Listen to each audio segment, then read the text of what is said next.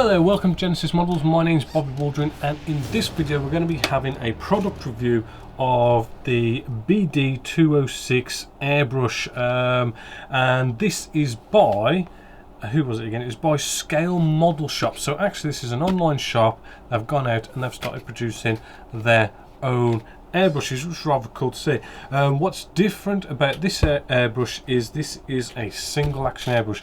Now here at Genesis Models, mainly what we've taught you is using the good old dual action airbrushes. Dual action, you press down to get air, you pull back to get paint, and you just have this control over how much air and paint you have coming out at whatever desired time.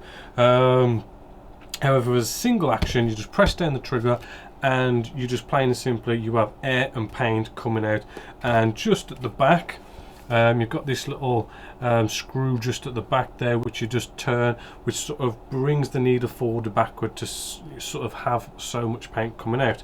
So why have a single action airbrush when a dual action seems to do everything for you more than a single action? Well, first off, single action airbrushes have less moving parts, which basically means they are generally more cheaper.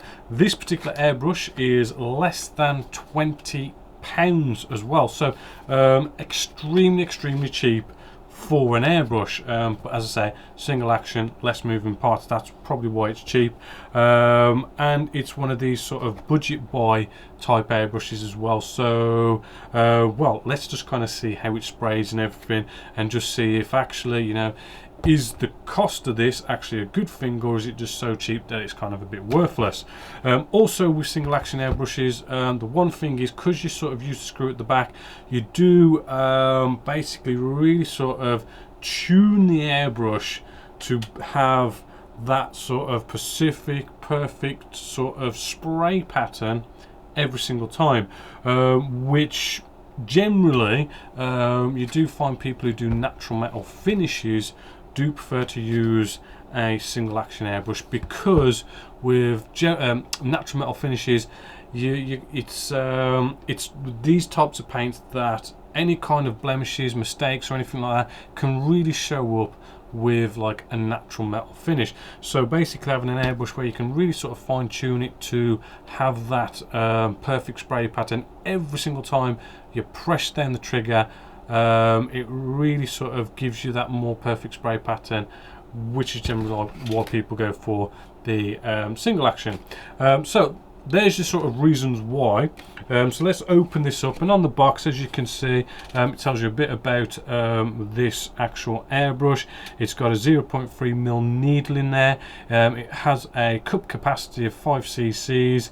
I mean, let's say working pressure between 15 and 50 psi, which is well within what we, well actually, I mean, it says 15, but some of these natural metal finishes, which is potentially why you'd get a single action, sometimes you can go as low as 10 psi, so we'll have to test that out. It's a gravity feed as well, which basically means gravity feeds the paint down.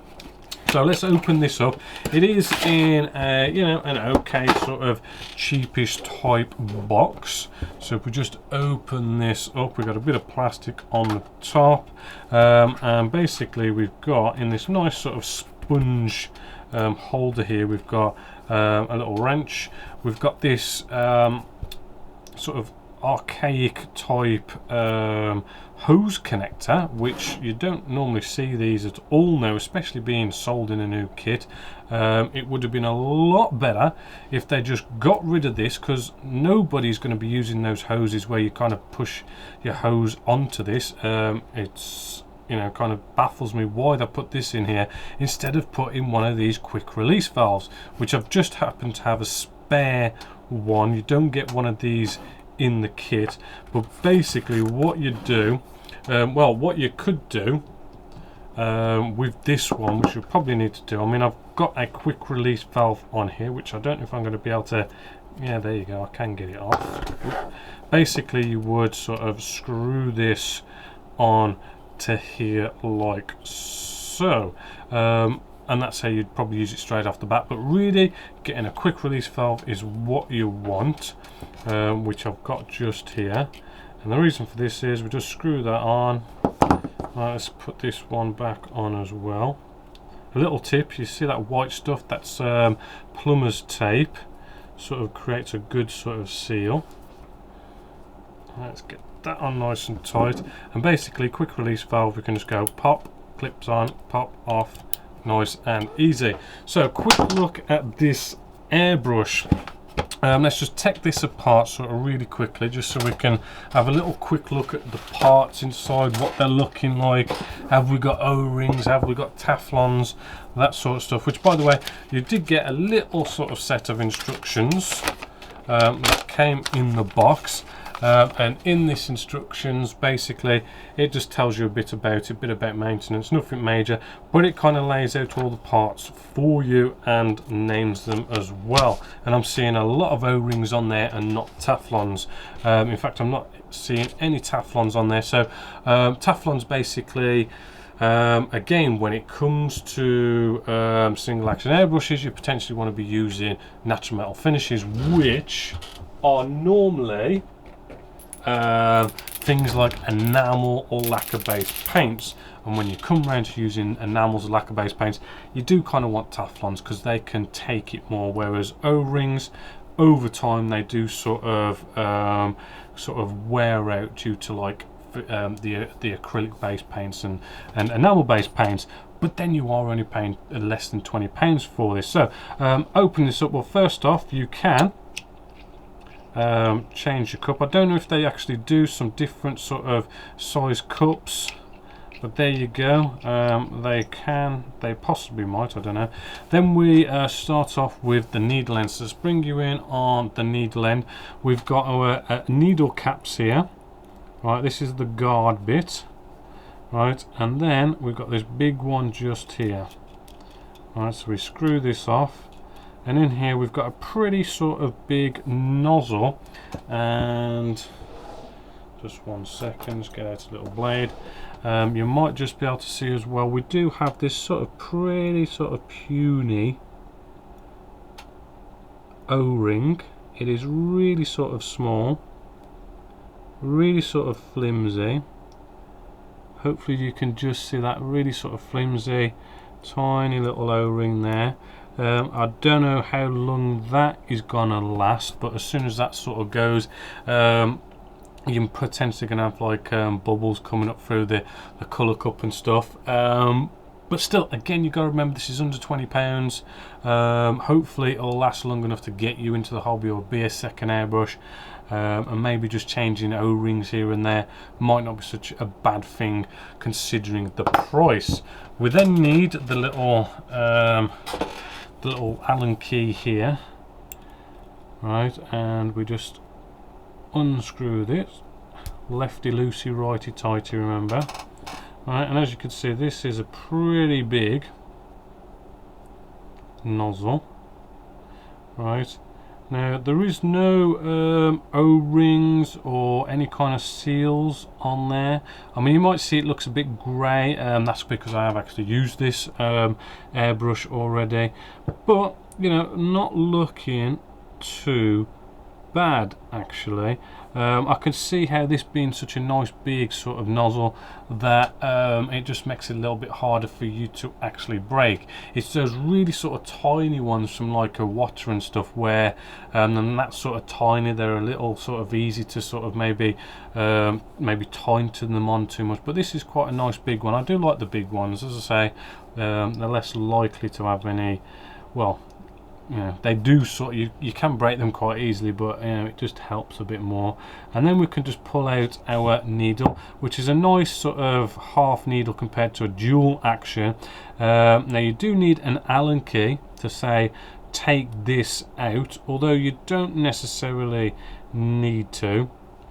All right, and once you've got the actual needle out, the trigger just pops out. Now the trigger is quite big, it does feel quite nice when actually pressing it down, but there you go, that is the trigger. And really we then got, let's just take off this quick release valve and the valve body. which if we take this off, hopefully you can see, you know, we got some nice Teflons, you know, pretty sort of okay sized Teflons just there. You know, I mean, it's looking to be quite good quality. We have got a little bit of grease just on top of here, you might be able to see that. Right, and if we take this top part out, if I can just get this off, you'll again see, you know, a fair bit of grease sort of in and around there. So that is potentially something you may want to sort of make sure you maybe sort of top up with this one, because I do seem to put a lot of grease in there for an airbrush, whereas I've not really noticed that with like the more expensive airbrushes, but there's a fair bit in there, so it might need it. Got a big O-ring just there as well. Right, and that is basically all your sort of internal parts there. Just down there, right, we do inside there, it's an O-ring, it's not a Teflon again. Just remember, Teflons are just more sort of durable for your, you know, lacquers and enamels and stuff. So putting this back together is pretty sort of easy. It's just what we've done. Make sure you put in the trigger first before the needle. Now, although there's not really much of a spring in there, I mean, that does sort of bounce quite nicely. It does feel quite good, and this is where sort of like you don't have all these different parts. I mean, on a dual action you'll have all sorts of springs and all sorts of stuff at this end, but you haven't got all that because it's a single action. And then we just carefully place this in here, screw it on just a few times, and then we come in with our nozzle, right, and we just, you know, finger tighten this first, right, and then this is where a lot of people, first time getting an airbrush maybe, what they'll do is they'll think this thing needs to be as tight as they possibly can do it, and they will just wrench this around as tight as they possibly can, and then you cross thread it and you need to go out and you know, get new nozzles, or worse still, you've sort of broke it off and you've just got the actual threaded bit in there and it's going to be solid to sort of get it out. But really you just need to just give it that little, just, you know, just a little bit of a tighten to it,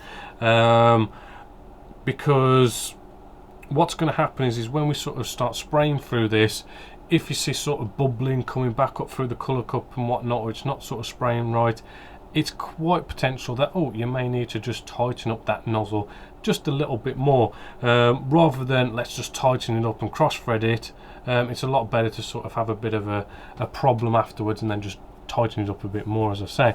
So we put this nozzle cap on here and the last bit of a cap on as well. Right, and then this is where we can actually tighten the needle end up as well now. Again, you don't have to like really wrench it down. Put on our quick release valve, which remember we don't get with this actual kit, although it would have been really nice to get one. And then I just need to turn on my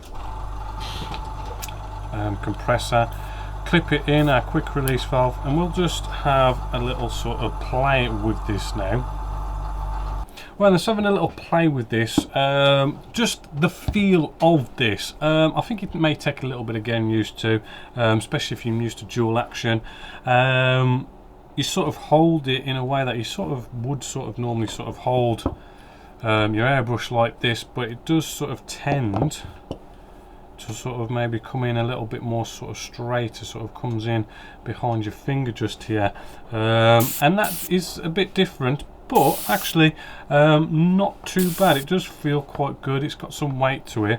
I do like as well how the Scale Model Shop as well have got their name just imprinted just on there, as you can see. But anyway, let's get a bit of Vallejo. I'm not going to dilute this. I'd rather see if there's more of a problem to this than diluting it nice and thin, because any airbrush can spray something nice and thin, so let's not mix any thinners with this. So let's get in some Vallejo 057 black. Right, just whacking some of that in there. Right, and now this is the thing that you may or may not like about single action airbrushes. We bring you in, right, we've got this just a screw just at the back here. I mean, what do they actually call it in the instructions? The adjustment screw, right? And basically if we screw that all the way in, press down for, oh, that's just splattered out, there we go. Okay, press down for air. What you get is you get no paint coming out, but as you sort of just slightly start turning our little adjustment screw that little bit more every time, right, what you end up is just finely tuning this. See how it's just starting to come out, and then almost there, a little bit more, right, and what you end up doing is tuning this to just start getting that biting point, right? So you may hear me harp on a lot about getting your biting point with an airbrush, where you just start pressing down the trigger and pulling back to get paint, and when that paint just comes out, there's your biting point. And it's good to actually, you know, practice on getting that biting point. With a single action airbrush, it's just press down the trigger and then just slowly bring back your adjustment screw, and then you can just keep on spraying. Take your finger off and you just press down every single time. You're going to get that same spray pattern, right, every single time. So when we come along to say a model, we can go, okay, there's my biting point, but I want a little bit more. I want to get a bit of a spray pattern going on here. I mean, this is the one thing as well by single action airbrushes, is with a dual action, right, you can sort of do that bit of a flicking motion, right, where you sort of flick the trigger and maybe just blast out a bit of paint, and it sort of cleans off the needle end. With a single action, you can't flick that needle back. You've sort of got to screw it in, screw it out, screw it in, screw it out, or we're going to take off the front needle cap, right, and potentially with a kitchen paper towel we're going to be sort of cleaning this needle off a few times, right. That is sort of like the real sort of one downfall to it, but I mean, if you just keep on cleaning the needle with a kitchen paper towel, you should be all right. But again, remember, this is under £20 for an airbrush. So with the airbrush now, we can spray this wing, and it's sort of like every time we go across, we're getting that same spray pattern every single time.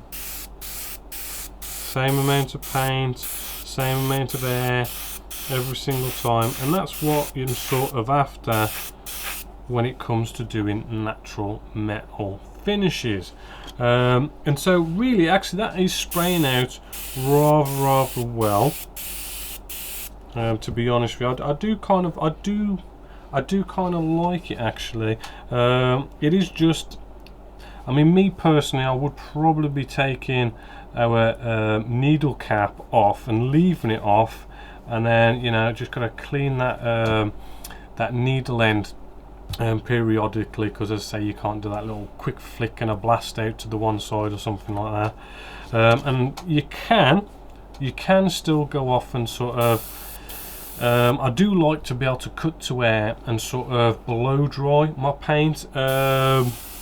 Again, that's something you could potentially can't really do with a single action. I mean, you could, but then it would mean sort of turning your adjustment screw all the way down so that all you get is air coming out, right? But then if you've calibrated and set up your adjustment screw the way you want it, and then you screw it all the way back in just to cut to wear, and as you can see, this is drying off nicely. You've then got to go off and again you got to sort of adjust and get your spray pattern the way you want it again, which I think I'm out of paint. Yes, I'm out of paint anyway, but yeah, you've got to mess about with that. So all in all, I would say it's a good airbrush. It's a good airbrush for a beginner, someone who wants a second airbrush, someone who wants to sort of you know, you don't want to go out and spend hundreds and hundreds of pounds on an airbrush and a compressor to get started. You know, for maybe less than £100 you could get sort of like a compressor and this airbrush, and you're sort of good to go. And I can see it lasting a while. I can see somewhere down the line these O-rings sort of failing on you, maybe a couple of months down the line, especially if you don't sort of keep on top with your cleanliness with your airbrush. But apart from that, yeah, I mean, it's going to be a good airbrush. I mean, you can't be going out and getting £100 plus airbrush. You know, you can't beat these. These kind of airbrushes are going to be for life. This may not be for life, but then do you know what? I mean, if you need any spare parts, it's only £20, less than £20 to go out and buy this airbrush and basically use it for spares and repairs, or just have a new one or whatever. So the price is a really big selling factor for this, and again, you know, it is good for doing your natural metal finishes as well, and just potentially having a second airbrush to put different colours in or whatever. The only real thing really about this kit is why they have gone off and put these old-fashioned hose connectors on. I do not know why they've put them in there. I don't know, maybe some countries still use them or something, but it really is sort of old-fashioned. That is really, you know, it's the quick connection, release connection, I forgot what that was called again, you know, quick release valves or something. That's what pretty much everyone has now. So yeah, a big thumbs up for Scale Model Shop's single action airbrush. So until next time, my name is Bob Waldron, this is Genesis Models, and I hope you've enjoyed.